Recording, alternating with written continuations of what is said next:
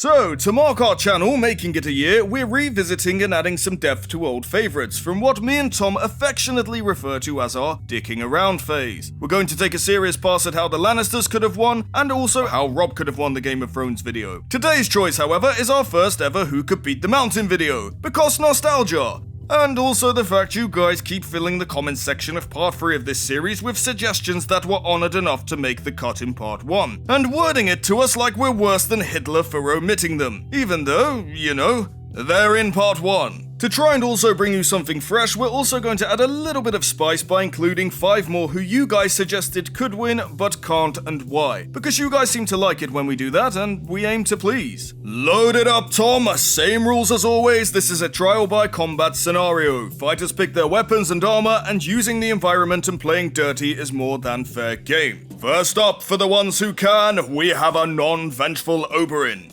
This guy can beat the mountain, because this guy did beat the mountain. He was our first choice in the original video because he's the most bloody obvious choice. Only the most die-hard Oberyn hater would claim he didn't have the original fight in the bag. And were it not for his emotional state and the secondary objective of humiliating Tywin, he would have killed the mountain much quicker and with far less donating of his brains. We already know Oberyn's MO with this guy, so I won't go into massive depth. Spear to compensate for his reach, light armor to maintain his stamina while the mountain fatigued, keep a safe distance, and wear the mountain down like water on, well, a mountain. Then just to be safe, he threw a bit of poison on his spear to ensure he only needed one tiny nick of the mountain's skin to guarantee that even if he went down, Gregor as a person at the very least, if not the mountain as a whole, died a horrible, painful death. Damn it, Qyburn! We just need our Dornish prince going for a quick kill and not a purposefully dragged out affair that ends in head splats. This goes all the way from Oberyn taking the kill shot if it presents itself rather than merely trying to subdue Gregor, and also not being fancy-schmancy about the poison on his weapon. A little known fact to those who only watch the show is the poison Oberyn used was purposefully altered to delay its effects and extend Gregor's suffering. In normal circumstances, manticore venom kills almost instantaneously, which translates to if a drop hits your bloodstream, you might,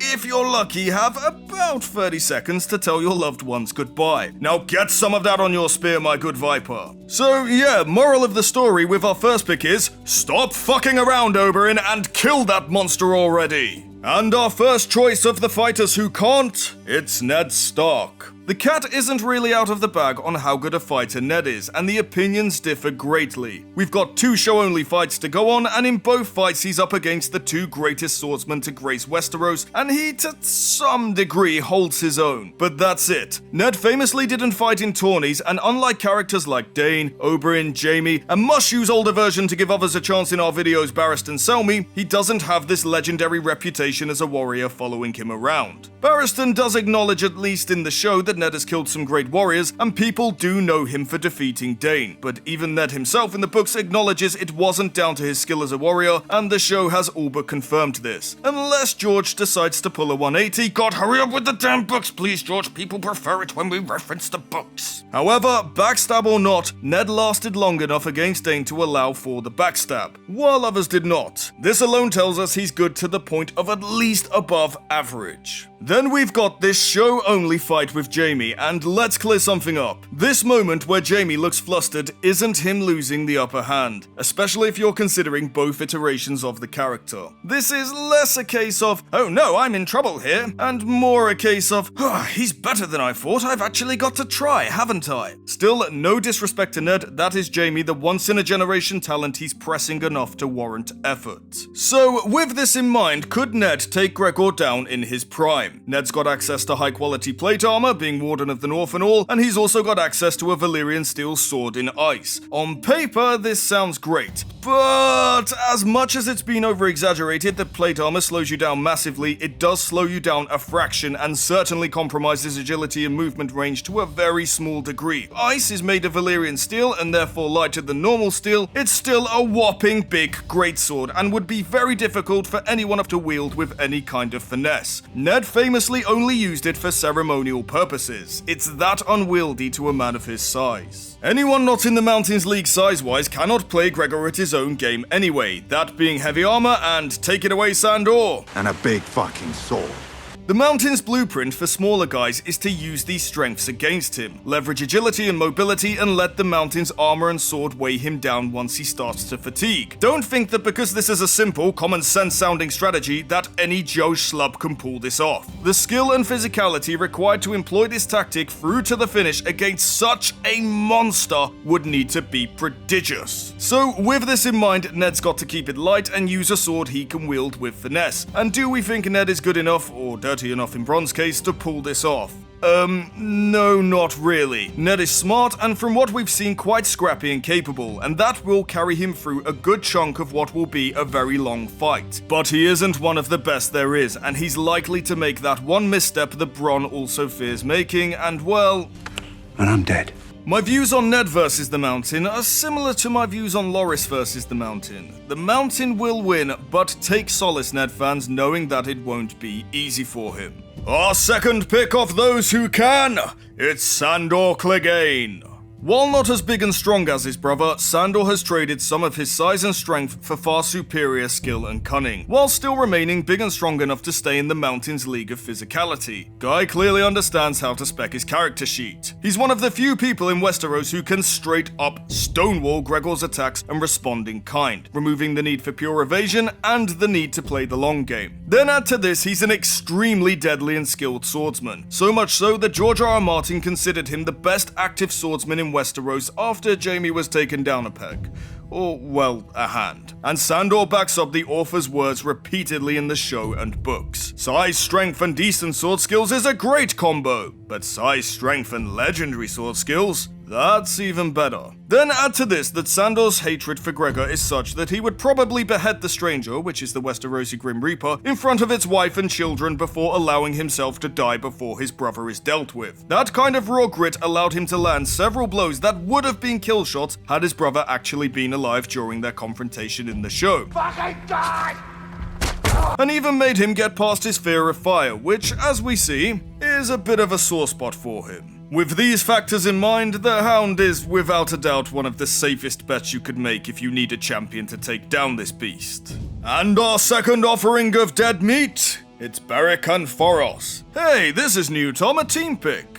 Do they allow team picks in a trial by combat? It's fun to discuss anyway. However, even as a team, these two don't stand a chance. Beric conducted himself admirably against the Hound during their duel, and isn't a horrendous warrior by any means. He was trusted by Ned to lead the capture of the Mountain over Loris Tyrell, a noteworthy warrior in his own right, which implies he's definitely got some skill in both command and combat. However, the fight with the Hound cannot be taken without a huge pinch of salt. The Hound was deathly afraid of fire, and having a flaming sword swung at him over one of the non-flaming variety would have absolutely affected his ability to focus. Would he have killed Beric immediately without the flames? Probably not. Beric did seem to actually be carrying himself with his skill, but it likely would have been over far quicker for him against a non-frightened Sandor. Then there's Foros. Foros is actually known to be a pretty damn good fighter, especially when he was younger. However, in his old age, he's known more for his parlor trick of lighting his sword on fire to fight with, and is a bit of a drunk. Even combined, these two don't make a force that can beat the Mountain. How do we know this? Well, the Mountain killed Beric not once but twice in the actual story, and Foros was close by and unable to do anything but hide and bring Beric back from the dead. Normally, when you throw in another fighter, the odds are cut by more than half for the lone warrior, but Gregor doesn't really have that issue thanks to his size and equipment. His size means a couple of average guys will likely bounce off him if they try to tackle him together. Remember, he is 8 feet tall and 400 pounds, and his greatsword is a battlefield weapon made for multiple opponents that provides him with 6 foot of reach and a huge kill zone in front of him. He only needs to take one of these guys out when they try to mob him to make it a very bad day for the lone survivor. Whether their swords are flaming or not, Beric and Foros are rocking swords of a standard length, meaning they've got a lot of gap to close, and unless by some miracle one can make it behind the monster without getting cloven in two, they're going to struggle to deal with that shield and armor the Mountain is fond of. While they are both formidable and crafty, they are not Barristan's caliber of swordsman or Bron's level of dirty. I honestly love these two characters. but come on, they are screwed. Thoros will only be able to bring back Beric so many times, and it'll only be a matter of time before the Mountain figures out that he needs to have Beric quartered before dealing with Thoros. He's not that stupid. Could you bring back a man without a head? I don't think it works that way, child. And our third original pick of those who can, it's Sir Arthur Dane. Touted as the finest swordsman ever, by the finest swordsman ever, is 7 hells of an accolade. Dane is one of the greatest warriors in Westeros and definitely in the Golden Three when it comes to swordsmanship alone. This guy has actually beaten an opponent compared to Gregor Clegane on the savagery front in the Smiling Knight. Though it should be noted, Smiley and Greg don't actually have anything else in common besides their savagery. Smiley was known for his skill and Greg known for his monstrous size. But it's still helpful in showing us Dane knows how to deal with monsters. Not only that, but Dane is rocking Dawn, a sword that has properties similar to Valyrian steel that some speculate is even better. Ooh, I wonder if there's a video in that, Tom. And before we charge on, I just want to clear up something many think makes this a stomp for Dane. Dawn and Valyrian steel doesn't cut through plate armor like cloth. This is highly likely in-universe hyperbole used to hype up Dawn and by extension Valyrian steel. It's a logical fallacy that they have this property. The times we've seen Valyrian steel go through armor effortlessly in the story has been against light armor, not full plate. Something not completely out of the capabilities of a regular well-made sword. But Brienne cut another sword in two with Oathkeeper. I hear you typing, remember I have powers. Again, this is perfectly within the capabilities of a regular sword and is actually more dependent on how worn, tired and warped the steel of your opponent's weapon is rather than the strength of your own. Valyrian steel swords and by extension Dawn are lighter and more nimble than regular swords and never lose their edge. So yeah, you can swing at plate without risking dulling the blade for sure, and there's definitely something magical about them. But lightsabers, they are not. If they were, no one would have ever been able to cross swords with one without also wielding a Valyrian steel weapon of their own. And as we've seen, this just isn't the case. When it does happen, it can only be regarded as a fluke, not a consistent property. This is a tough fight for Dane, make no mistake. Not because he doesn't have the skill, it's just longswords are a bit crap versus plate armor and an opponent like Gregor, especially if you're honorable and don't want to fight dirty like some of our other picks would. However, this guy is legendary. If anyone's got the skill to capitalize on the Mountain's blueprint with a longsword, dance around, tire the Mountain out, close the distance, and find those gaps while keeping his head on his shoulders, all with grace, style, and honor, it's the Sword of the Morning.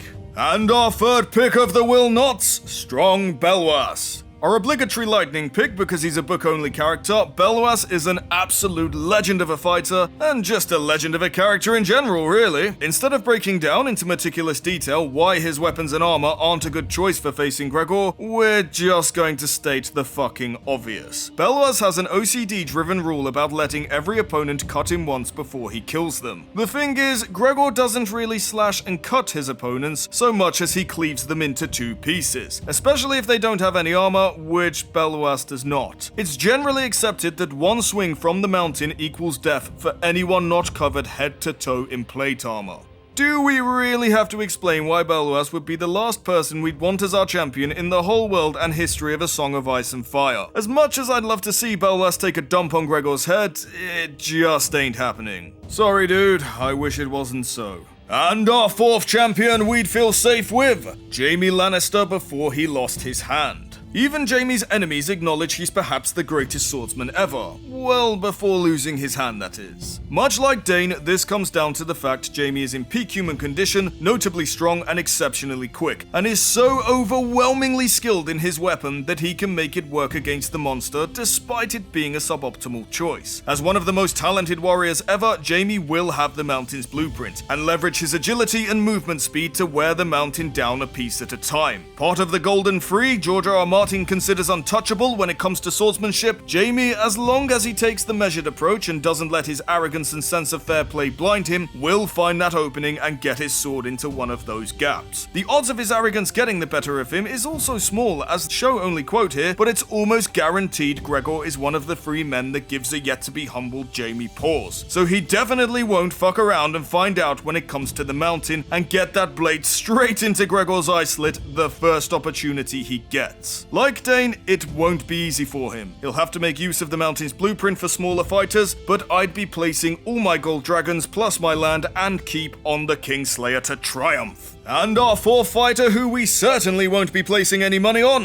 Jaime Lannister, after he lost his hand. Now, Jaime isn't the worst fighter in the world with one hand and does pull some pretty badass moves, especially in the show, but he's less than a shadow of his former self. Enough so that Bronn and not fucking Euron can make sport of him and...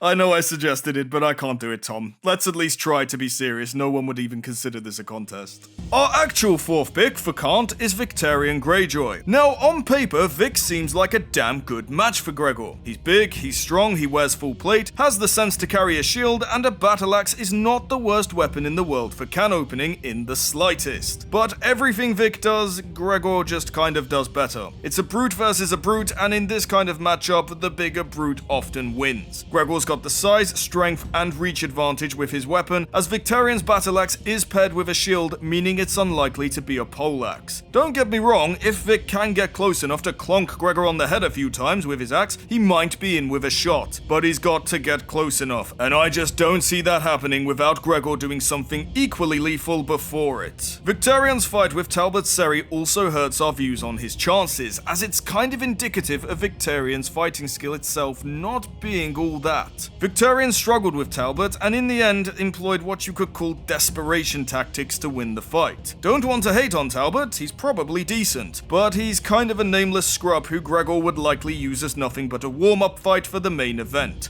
I like Vic, and was genuinely like, yeah, fuck Gregor, this guy will mince him when you guys suggested him in the comments, but the more I tried to build an argument for can, the more I realized he probably can't. Sorry guys, and sorry Vic, please don't throw me overboard. And our last pick for those who we think can, Janos Slynt's friends in the capital. What can I say? They are powerful friends. Bet you thought I was kidding when I said this would make it into the next one, eh, Crom? No brainer, really. And our final pick of those destined to die, Ser Jorah Mormont. A rather popular pick from our comments section, and like Ramsay, I kind of see the logic. Jorah is a fine knight with a good chunk of experience as a mercenary, and the Dothraki themselves do respect him for his swordsmanship, so he's got to be above average at least. However, whether past his prime or in his youth, he's not that something special you need to be to bring low an 8 feet tall, 400-pound monster, especially when that monster is no slouch at fighting either. The time we saw Jorah fight a very skilled opponent in the books and show, we saw him leveraging his opponent's unfamiliarity with Westerosi arms and armor. The show was very kind to him too, as in the books he actually gets quite a nasty wound on his hip and ear before killing the Blood Rider. Then after that, it's mainly his show-only performance in the fighting pit, and while he fights admirably and shows us he's got some serious grit and tricks up his sleeve, especially since he's quite past his prime against younger opponents and a little dilapidated from the recent living conditions, it's clear without a full suit of plate armor around him he's definitely nothing to write home about on the skill front, like you could see with everyone's favorite Grandpa Knight. Why'd you kill in D&D? Why? It's just not enough to give him a shot against Gregor. Dealing with a plate-covered knight is Gregor's 9 to 5, and like we keep hammering home, you need peak human physicality, especially speed and agility, and top-tier skill in swordsmanship to even stand a chance if you aren't in the Mountains League size-wise. Has Jorah got this?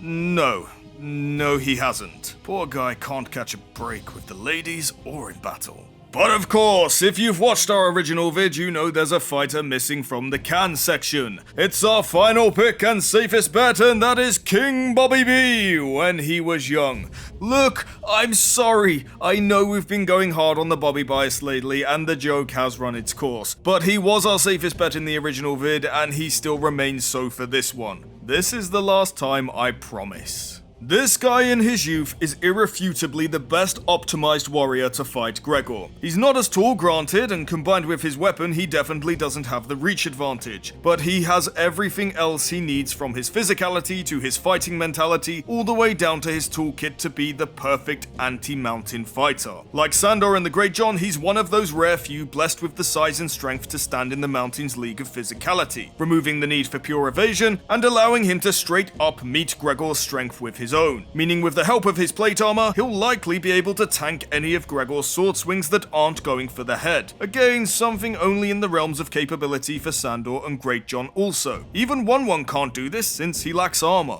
A lot of people may counter this by saying Gregor's greatsword is a great anti-armor weapon since it's a primarily battlefield weapon, but the truth is it's still rather suboptimal. It's far better than a standard longsword due to it being bigger and heavier and therefore having more funk behind it, especially in Gregor's hands, but it's still a sword. And this is where Bobby has Gregor licked. Unlike every other fighter we've talked about, Robert doesn't need to make Gregor's strengths work against him by forcing the Mount into fatigue under the weight of his armor and sword. He's the only guy with a weapon that just straight up bypasses Greg's armor and makes it nothing but dead weight. Every hit Robert lands on any zone of Gregor's body is going to really fucking hurt at the minimum. In the right spots, bones may even break, and of course, one good clonk to the head and Gregor's done, helmet or not. Even Gregor's shield is one big piece of dead weight that might at best buy Gregor a couple of hits, as like we mentioned in our warrior video, shields, or more accurately a shield arm, don't really like feeling the force of a regular warhammer repeatedly striking it. Forget about Robert's unrealistically large chunk of metal that dwarfs a real historical warhammer sevenfold bashing it. Robert's weapon, combined with his physicality, ferocity and skill, gives Robert the strength, speed, and answer for that armor that no other fighter can bring, making him without a doubt the optimum choice if you need a champion to face down this monster for you. Okay Tom, okay, I'm done. I'll stop hyping Bobby up now and let him rest in peace. And the mountain, that fucker can rest in pieces. Or more accurately as a fine paste on the floor after Robert's done with him.